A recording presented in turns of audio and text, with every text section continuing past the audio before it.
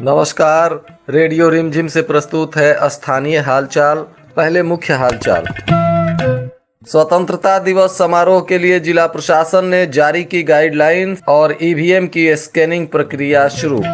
शराब के नशे में 10 शराबियों को विजयपुर पुलिस ने किया गिरफ्तार, सभी भेजे गए जेल। सावन की पहली सोमवारी पर हर हर महादेव के नारों से गुजा शिवालय। माझा नेशनल हाईवे पर कल रात चला किन्नरों का सर्च अभियान। बोलेरो और टेम्पो की टक्कर में आधा दर्जन यात्री घायल। स्थानीय हालचाल के इस अंक के साथ मैं अनिकेत मिश्र। अब हालचाल विस्तार से। गोपालगंज के जिलाधिकारी डॉक्टर नवल किशोर चौधरी ने आज स्वतंत्रता दिवस के मद्देनजर एक गाइडलाइंस जारी की, जिसमें बताया गया कि कोविड प्रोटोकॉल को ध्यान में रखते हुए ही इस बार झंडोत्तोलन किया जाएगा। मिंज स्टेडियम में होने वाले कार्यक्रम में वरिष्ठ नागरिकों और स्वतंत्रता सेनानियों को आमंत्रित नहीं किया जाएगा। आम जनता को भी इस समारोह में आमंत्रित नहीं किया जाएगा। तो वहीं पुलिस बल के जवान परेड में शामिल तो होंगे, पर सोशल डिस्टेंसिंग का ख्याल रखते हुए SS बालिका की बच्चियों द्वारा राष्ट्रगान का प्रस्तुतिकरण किया जाएगा और जिले के अन्य सरकारी भवन या निजी विद्यालयों पर 12 बजे से पहले ही झंडोत्तोलन का कार्य संपन्न कर लेना होगा। विजयपुर पुलिस द्वारा आज 10 शराबियों को गिरफ्तार किया गया। ये सभी स्थानीय थाना क्षेत्र के कौलाचक गांव के धोबी घाटवा में शराब पीकर झूम बराबर झूम का रोल अदा कर रहे थे। तभी विजयपुर पुलिस ने 10 शराबियों को गिरफ्तार कर जेल भेज दिया। आज सावन की पहली सोमवारी को शिव भक्तों की भीड़ विभिन्न शिवालयों पर उमड़ पड़ी। सुबह होते ही शिव भक्त नहा धोकर पूजा अर्चना करने शिवालय की ओर निकल पड़े और पूरे भक्ति भाव से लोगों ने भगवान शंकर पर जलाभिषेक कर सर्व मंगल कामना की। अपने अपने नजदीकी शिव मंदिर परिसर में पौ फटते ही हजारों शिव भक्त जल चढ़ाने के लिए इकट्ठा हो गए और बोल बम के नारों से पूरा वातावरण गुंजायमान हो गया। सड़क के किनारे नेशनल हाईवे पर आए दिन किन्नर समाज के लोग गाड़ियों से पैसा वसूलते हुए दिखाई दे जाते हैं, परंतु यही वसूली करना एक किन्नर को भारी पड़ गया, जिसमें किन्नर का गाड़ी के ड्राइवर तथा कंडक्टरों से पैसा वसूलने के नाम पर विवाद हो गया और विवाद इतना ज्यादा बढ़ गया कि बस के स्टाफ ने किन्नर को बस में बिठा लिया और लेकर रवाना हो गए। इसकी जानकारी अन्य सदस्यों को जैसे हुई कि पूरा किन्नर समाज अफरा तफरी में आ गया और नेशनल हाईवे पर काफी संख्या में माझा क्षेत्र में किन्नर उतर गए और गाड़ियों की तलाशी लेने लगे। इस दौरान काफी संख्या में लोग भी इकट्ठे हो गए और काफी देर रात तक किन्नरों ने तलाशी अभियान चलाया। दरअसल घटना मोहम्मदपुर की बताई जा रही है, जहां ड्राइवर से पैसा मांगते हुए किन्नर का विवाद हो गया था और वहीं से दिल्ली जा रही एक बस ने किन्नर को बिठा लिया, जिसके बाद माझा क्षेत्र के दुलदुलिया में काफी किन्नर इकट्ठे हो गए और सभी गाड़ियों की तलाशी लेने लगे।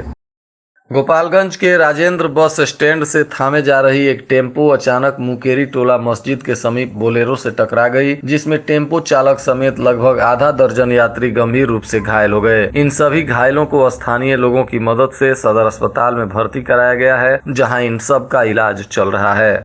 जिलाधिकारी डॉक्टर नवल किशोर चौधरी के निर्देशानुसार पंचायत चुनाव 2021 के लिए तैयारियां जोर शोर से चल रही हैं। इसी कड़ी में केरल से पहुंचे ईवीएम मशीन को वरीय पदाधिकारियों के देखरेख में स्कैनिंग करने का भी कार्य प्रारंभ हो चुका है। इसके लिए एक समय सीमा तय कर दी गई है और 60 टीमें बना दी गई हैं, जो ईवीएम की स्कैनिंग में लगी हुई है। प्रति टीम को प्रतिदिन 100 ईवीएम की स्कैनिंग करने का लक्ष्य दिया गया है। जनता दल यूनाइटेड के जिला अध्यक्ष संजय चौहान ने बताया कि गोपालगंज जिला कार्यकारिणी का गठन प्रदेश कमेटी द्वारा कर दिया गया है, जिसमें एक प्रधान महासचिव और 9 लोगों को महासचिव बनाया गया है तथा 10 लोगों को सचिव बनाया गया है और 17 लोगों को कार्यकारिणी का सदस्य बनाया गया है। अनुमंडल पदाधिकारी गोपालगंज की अध्यक्षता में आज अनुसूचित जाति जनजाति अत्याचार अधिनियम की बैठक की गई, जिसमें कई अहम फैसले लिए गए। इसमें मुख्य रूप से पीड़ितों को 24 घंटों के अंदर मुआवजा दिलाने के लिए संबंधित अधिकारियों को निर्देश दिया गया, तो वहीं भूमिहीन लोगों को भूमि उपलब्ध कराने के लिए 60,000 रुपए देने का भी निर्णय लिया गया। जादवपुर थाना क्षेत्र के बाबू बिशुनपुर गांव निवासी डोमा मुशहर जो 14 तारीख से लापता थे, आज उनका शव मिला, जिसके बाद उनके परिजनों में चित्कार मच गया। इस मामले में एक व्यक्ति पहले गिरफ्तार होकर जेल जा चुका है और प्राप्त सूचना अनुसार डोमा मुशहर के 7 बच्चे हैं और सबका रो रो कर बुरा हाल है। इस हत्याकांड का अभी तक उद्भेदन नहीं हो पाया है कि यह हत्याकांड क्यों, किस लिए और कैसे की गई। आज नदी में डोमा मुशहर का तैरता हुआ शव मिला, जिसके बाद पूरे क्षेत्र में सनसनी फैल गई। स्थानीय लोगों ने जिला प्रशासन से मांग किया है कि डोमा मुशहर के परिजनों को मुआवजा दिया जाए ताकि उनके आश्रितों को कुछ राहत मिल सके। बरौली प्रखंड के पिपरा गांव में शहीद हुए सुधांशु सिंह के नाम पर स्टेडियम बनाने की मांग मिथिलेश तिवारी ने की है। इसके लिए वे कला एवं सांस्कृतिक मंत्री से मिलकर और इसकी मांग किए हैं। भोरे थाना क्षेत्र के लाला छापर बाजार में सोमवार को 2 बाइकों की हुई भीषण टक्कर में 3 लोग घायल हो गए हैं, जिसमें एक की स्थिति गंभीर बनी हुई है, जिन्हें परिजन इलाज के लिए सिवान के एक निजी अस्पताल में भर्ती कराए हैं। प्राप्त सूचना अनुसार पंडितपुरा गांव के 2 युवकों के साथ सीसई गांव निवासी सुभाष मिश्रा घायल हो गए हैं और इन सब का इलाज अलग अलग अस्पतालों में चल रहा है। पिछले 10 वर्षों से न्यायालय में चली सुनवाई के बाद न्यायालय के आदेश पर खजुरी गांव में सरकारी सड़क की जमीन का अतिक्रमण कर बनाए गए 4 पक्के मकानों को आज ध्वस्त कर दिया गया। अंचलाधिकारी कुचायकोट उज्जवल कुमार चौबे और कुचायकोट के थानाध्यक्ष अश्विनी कुमार तिवारी के नेतृत्व में यह कार्रवाई की गई। अपने ननिहाल में रहकर शराब की तस्करी करने वाले एक धंधेबाज को ऊंचका गांव पुलिस ने छोटका साखे से गिरफ्तार कर लिया है। प्राप्त सूचना अनुसार यह धंधेबाज सिवान के चर्चित अपराधी रियाज का बेटा है। पुलिस इस पर उत्पाद अधिनियम के तहत मामला दर्ज कर इसको न्यायिक हिरासत में जेल भेज दी है। जदयू के प्रदेश उपाध्यक्ष सह पूर्व विधायक मंजीत कुमार सिंह का जदयू कार्यकर्ताओं ने सम्मान समारोह किया और अभिनंदन किया। गाजे बाजे के साथ आज जोरदार उनका स्वागत किया गया। इस अवसर पर जदयू नेताओं ने कहा कि उनकी घर वापसी हुई है, जो जदयू के लिए काफी अच्छा है और उनके आने से जदयू पुनः और मजबूत होगी। मीरगंज सिवान मुख्य पथ पर जिगना रेलवे ढाला के समीप सोमवार को सड़क दुर्घटना में एक अधेड़ की मौत हो गई है। वहीं एक अन्य व्यक्ति बुरी तरह से घायल हो गया है, जिसे इलाज के लिए सदर अस्पताल में भर्ती कराया गया है। दुर्घटना की सूचना पर पहुंची पुलिस ने अधेड़ के शव को कब्जे में लेकर पोस्टमार्टम करवाया। मृतक की पहचान सिवान जिले के पचरुखी थाना क्षेत्र के कन्हैया शाह के रूप में किया गया है। वहीं पुलिस इस मामले की कानूनी कार्रवाई में जुटी हुई है। भोरे पुलिस ने मारपीट और हत्या के प्रयास के मामले में फरार चल रहे एक आरोपी को उसके घर छापेमारी करते हुए गिरफ्तार कर लिया है और पूछताछ के बाद उसको जेल भेज दिया है। प्राप्त सूचना अनुसार आरोपी जगतौली गांव का निवासी मणि वर्मा है, जिस पर मारपीट और हत्या का मामला दर्ज था और यह काफी दिनों से फरार चल रहा था।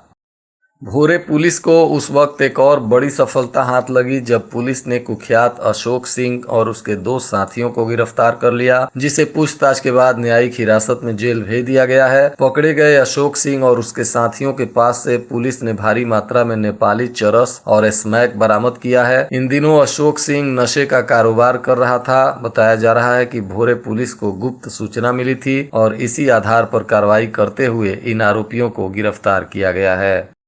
और आज के मौसम का तापमान गोपालगंज में न्यूनतम 27 डिग्री सेल्सियस और अधिकतम 34 डिग्री सेल्सियस रहने की संभावना है। मौसम विभाग ने बारिश और वज्रपात की चेतावनी भी जारी की है, इसलिए जिला प्रशासन ने सभी लोगों से अपील किया है कि सावधानी से आप अपने घरों में रहें।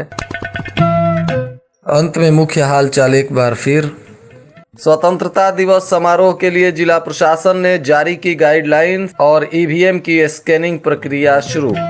शराब के नशे में 10 शराबियों को विजयपुर पुलिस ने किया गिरफ्तार, सभी भेजे गए जेल। सावन की पहली सोमवारी पर हर हर महादेव के नारों से गुजा शिवालय। माझा नेशनल हाईवे पर कल रात चला किन्नरों का सर्च अभियान। बोलेरो और टेम्पो की टक्कर में आधा दर्जन यात्री घायल। इसके साथ ही रेडियो रिमझिम से प्रसारित स्थानीय हालचाल का यह अंक समाप्त हुआ। नमस्कार।